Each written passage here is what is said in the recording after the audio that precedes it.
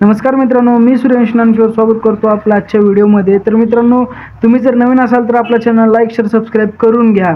तर रमाई आवास घरकुल योजना अर्ज कुठे व कसा करायचा याची सर्व माहिती मी तुम्हाला या व्हिडिओमध्ये सांगणार आहे। तर व्हिडिओ कसा वाटला कमेंट करून नक्की सांगा आणि आपल्या चॅनल लाईक शेअर सबस्क्राईब करायला विसरू नका। तर मित्रांनो, सर्वप्रथम काय करायचं आपल्याला, विविध घरकुल योजना राबवत असते यापैकी एक योजना म्हणजेच महाराष्ट्र शासनाने सुरू केलेली रमाई घरकुल आवास योजना। रमाई आवास घरकुल योजना होय। रमाई आवास योजनेअंतर्गत अनुसूचित जाती व नवबौद्ध वर्गातील गरीब व गरजूंना स्वतःचे घर मिळावे या उद्देशाने ही योजना राज्यामध्ये राज्य सरकारकडून राबवली जाते। तर मित्रांनो, या पोस्टमध्ये जे आपण या व्हिडिओमध्ये जे बोलणार आहोत ती मी सर्व तुम्हाला या रमाई घरकुल आवास योजनेविषयी थोडक्यात म्हणजेच माहिती सांगणार आहे व ती कुठे तुम्ही कसं करू शकता ही सर्व माहिती मी ते सांगणार आहे। तर मित्रांनो, रमाई आवास योजना ही महाराष्ट्र राज्य सरकारच्या सामाजिक न्याय विभागामार्फत राबवली जाणारी एक महत्त्वाची घरकुल योजना आहे। सदर ही योजना सुरुवात 2009 ते 10 पासून सुरू करण्यात आलेली आहे। पण ही योजना भारतरत्न डॉक्टर बाबासाहेब आंबेडकर यांच्या आईच्या नावाने सुरू करण्यात आली आहे। या योजनेअंतर्गत अनुसूचित जाती व नवबौद्ध संवर्गातील पात्र लाभार्थ्यांना त्यांच्या मालकीच्या जागेवर घर उभारण्यासाठी आर्थिक मदत दिली जाते। तर मित्रांनो, 2009 ते 2010 पासून ही योजना सुरू झालेली आहे व डॉक्टर बाबासाहेब आंबेडकरांच्या त्यांच्या मातेच्या नावावर हे नाव दिलेलं आहे। तर तुम्ही पाहू शकता की ही जी योजना आहे ती तुम्हाला मोफत घर प्रदान करणार आहे।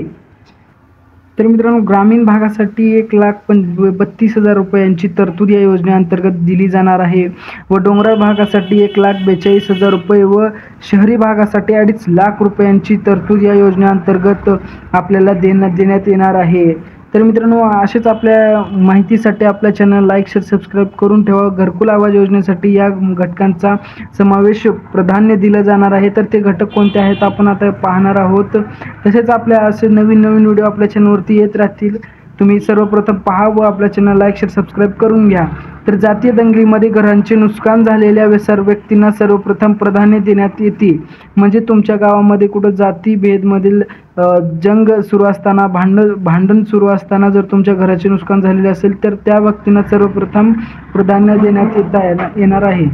तर मित्रांनो, विधवा महिला, दिव्यांग, एकल माता, वयोवृद्ध नागरिक व उर्वरित सर्व क्षेत्रामध्ये या सर्वांना जे नुकसान झालेले आहे त्यांच्यासाठी ही योजना जी आहे ती कुण्या वरदानापेक्षा कमी नाही आहे मित्रांनो। कारण ही योजना जी आहे ती रमाई योजना आहे आणि रमाई घरकुल आवास योजनेसाठी आवश्यक कागदपत्र काय लागणार आहेत ती मी सांगणार आहे। तर रमाई आवास योजनेचा लाभ घेण्यासाठी या योजनेअंतर्गत असलेल्या अटी व शर्ती यामध्ये पात्र असणे आवश्यक आहे। सदरच्या अटी व शर्ती कोणत्या आहेत ते आपण खालीलपैकी पाहूया मित्रांनो, ते कोणते आहेत ते।